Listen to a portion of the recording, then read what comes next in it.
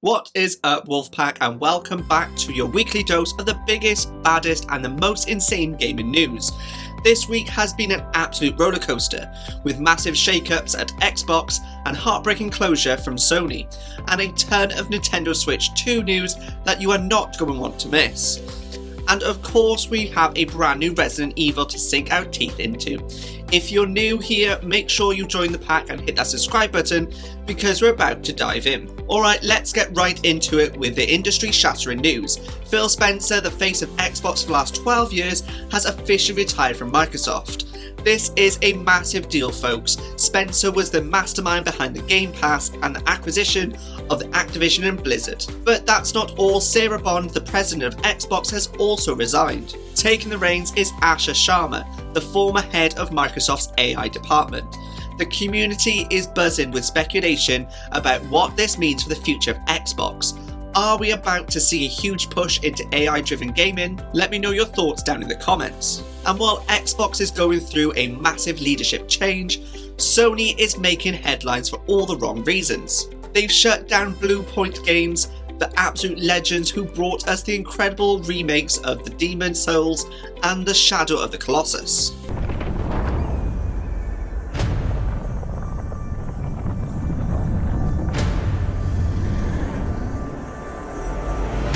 The studio was reportedly working on a live service God of War game that got cancelled, and Sony didn't greenlight any of their new pitches. The fan outrage has been insane, and honestly, I'm right there with you.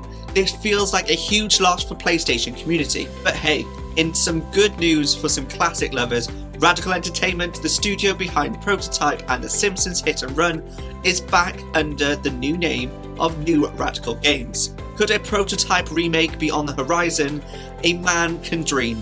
Now let's talk about the big N, because Nintendo has been making some serious waves with the Switch 2. First up, the price. Nintendo has discontinued the Mario Kart World Bundle, which means they are seeing a sneaky price hike. On top of that, we're seeing more and more Switch 2 games launching at that roughly £50 price point. Is this the new standard for Nintendo games? It's a tough pill to swallow, but the games themselves are looking incredible. Fallout 4 Anniversary Edition dropped on the Switch 2 this week, and it's a fantastic port. We need someone who can bring the whole Commonwealth together in a common cause. And I think you've got it in you to be that leader. What do you say? And if that wasn't enough, From Software, the masterminds behind Elden Ring, have announced a new Switch 2 exclusive called the Duskbloods. Close your eyes and contemplate now the moon, as befits the soon-to-depart. I pray that you are able, carrier of blood. The trailer is giving me major Bloodborne vibes, and I am all for it. And we can't forget to wish a happy 40th anniversary to The Legend of Zelda, an absolute icon. And you know we can't have a week of gaming news without talking about Pokemon, especially with Pokemon Day on February the 27th. And damn, what a day.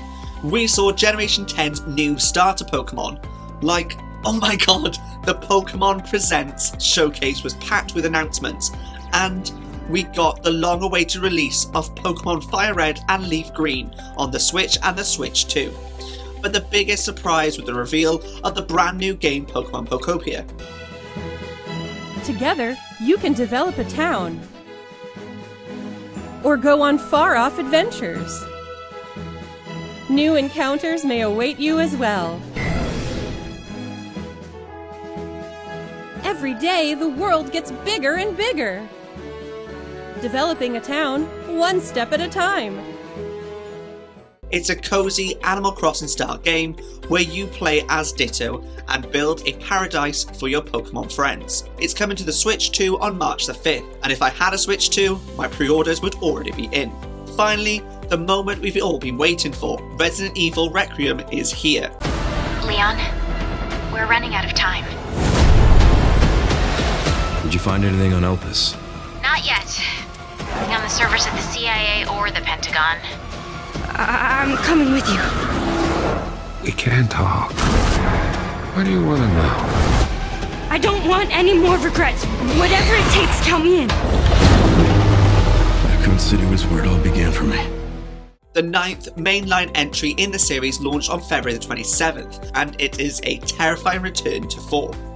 You can play as the new protagonist, Grace, a FBI investigator looking into the mysterious deaths of Raccoon City survivors. The game is getting rave reviews, and I can't wait to watch my fellow streamer Dreamsteria dive into it live. Let me know if you've been playing it and what you think. And that is a wrap on this week's gaming news. What a week, right? From industry shakeups to massive new gaming announcements, there's so much to be excited about. What are you most hyped for? Let me know in the comments below. Don't forget to like, subscribe and hit that notification bell so you never miss an update. Until next time, Wolfpack, stay wild.